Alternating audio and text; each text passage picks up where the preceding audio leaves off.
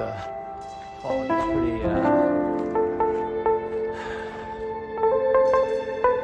concealing of the lake. All right, here we go.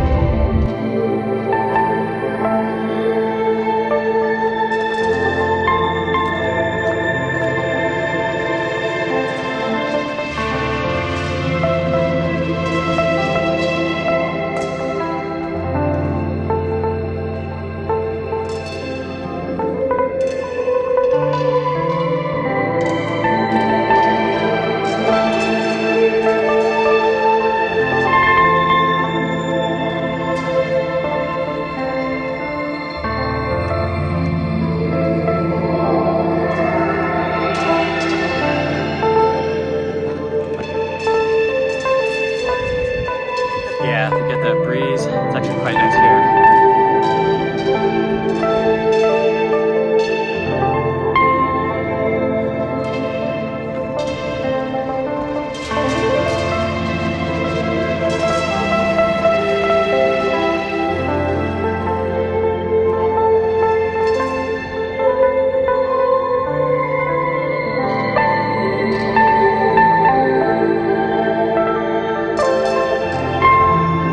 Boom, made it.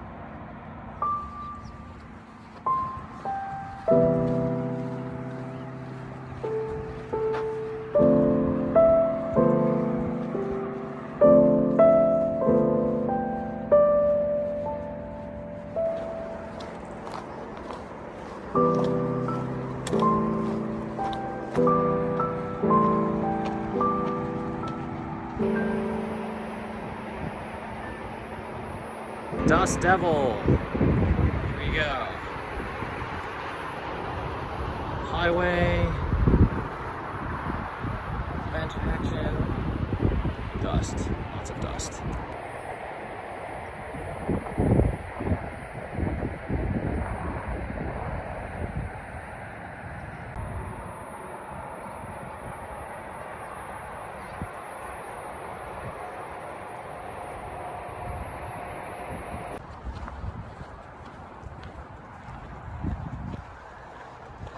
And that concludes the 2021 5 Hike Challenge.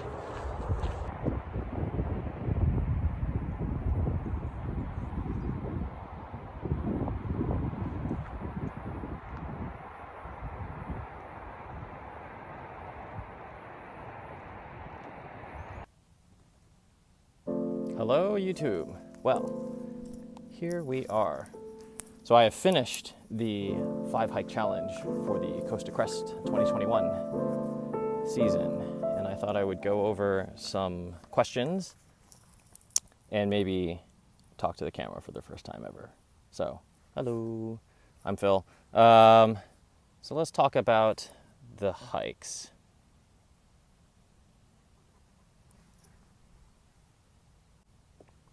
So one of the first questions I get asked a lot is, what are the hikes? Or, what is this challenge? And so I'll put a link below.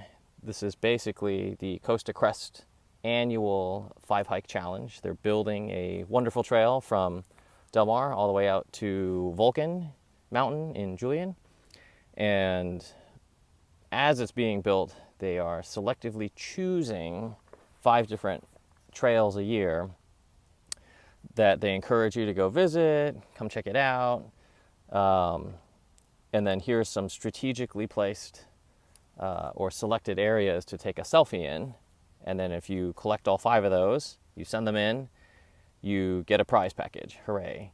So I would highly encourage doing them. Most of the trails so far range from pretty much your typical walk in the park to something a little bit more moderate with some elevation gains. So I don't think they're impossible for most people, even if you don't hike. I think with enough time and water and grit, you can get through them all. And so with that, one of the questions I was asked is, why did I rush to complete them all so quickly? And so I previously submitted my 5 hikes for the last season, and I think the email I received back said something along the lines of, congratulations, you finished, you're the 3rd person to finish, blah, blah, blah, blah, blah, blah, blah, right? And that planted a strange seed in my head that was like, oh, this wasn't a race. But now that you said 3rd, it makes me think someone's keeping track, and it is a race. And so I waited and waited until this year happened. COVID kind of messed a little bit of the timing up. But as soon as they announced the 5, I started planning how I would tackle the 5. Took a day off of work and then powered through 3 hikes in the first day, which were probably the 3 of the hardest of the 5 first, and then finished up on Saturday morning with the other 2. And so by the time I finished Saturday morning, I quickly emailed everything in, I hope I'm the first, blah, blah, blah, blah, blah, and I sent them in. And then I got a response from the email server saying my photos were kind of messy in the way they transmitted. And so I quickly drove to a computer instead of using my phone, transferred the photos that way, and then sent the email, and then waited for the whole weekend until the work week, and then congratulations, I am the first. So that was the reason for the rush. And so I don't recommend rushing, I think one of my comments when I turn them in is now I can actually do the 5 at a relaxed pace, which is why I'm back out here in Black Mountain, just to take my time with this one. And so I think, with the different goal of, let's just do it, enjoy ourselves, I think that's more important than hitting the 5. There's no prize for being first, second, third, 100th, 1,000th. It's the same congratulations for all. You've accomplished it. So I don't really see a need for the rush. It was just something that was planted in my brain a year or so ago that I had to do. So logistically, I had to map out how to do the 5 as quickly as possible. And so to do that, I looked at the 5 hikes, and since they're all along this kind of like coast to crest kind of in a line, you could put all 5 down and kind of figure out how to go from one to another quickly so you're not bouncing around, driving from place to place. I think that helped a lot. What also helped, if you're interested in doing these, I would highly suggest early morning, like when the parking lot opens. And so a lot of these have a gate that the rangers have to open up. And the times are posted online. They are semi-seasonal in that some of the parks open at different hours and close at different hours based on time of year. So keep aware of that. I would say that a lot of the hikes, super early morning, there's nobody. There's absolutely nobody. It's beautiful. It's painful because I'm not a morning person, but being out on the trail with the cloud cover versus this super hot sun is so much nicer. And that's kind of why a lot of my hikes, you can see awesome marine layer and cloud coverage and kind of this foggy mist in some of the mountainy parts, which I think is fantastically beautiful. So I would recommend planning it out accordingly. Some of the hikes, if you Google map it or All Trails it, it'll show how popular they get at certain times of the day, and I think that's another key to stay away. When the trails get clogged, some of these are only one person wide in some sections, and others are a little more technical with rock scrambling, so a lot more people will just naturally slow it down and probably slow you down. I have a few questions about gear. I'm not a gear reviewer. I could be, but I feel like a lot of websites and other YouTubers and sites that sell the things review them pretty well. But a question I get a lot are, what are these things that you wear on your head, on your neck, on your arms? And so these are all buffs, which are basically, I use them for wicking sweat and for keeping the sun off. The UV here is pretty rough, extremely rough. It's terrible. So keeping enough off is key. These are all, I believe, UP50, so they absorb your sweat, wick it away, keep you cool, and then they keep the sun off. And shop around, because I never pay full price. Another question is, isn't it hot with that long, long hair? And the answer is yes, it is painfully hot. I have never had long hair, and thanks to COVID, I now do. So the goal ultimately is to grow this long enough that I can donate it and get my short hair back.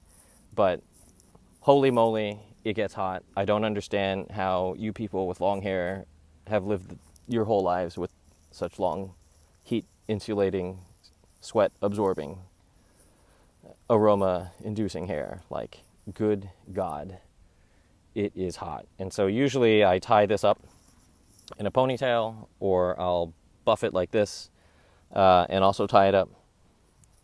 Or I will do a different style of tying the buff such that all my hair is bunched up in the back and off my neck.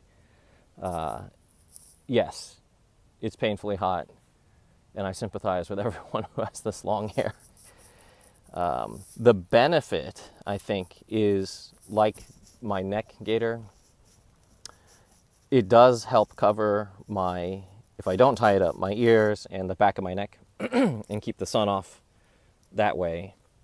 I think the fun catch-22 is the hair is now getting damaged by very high UV.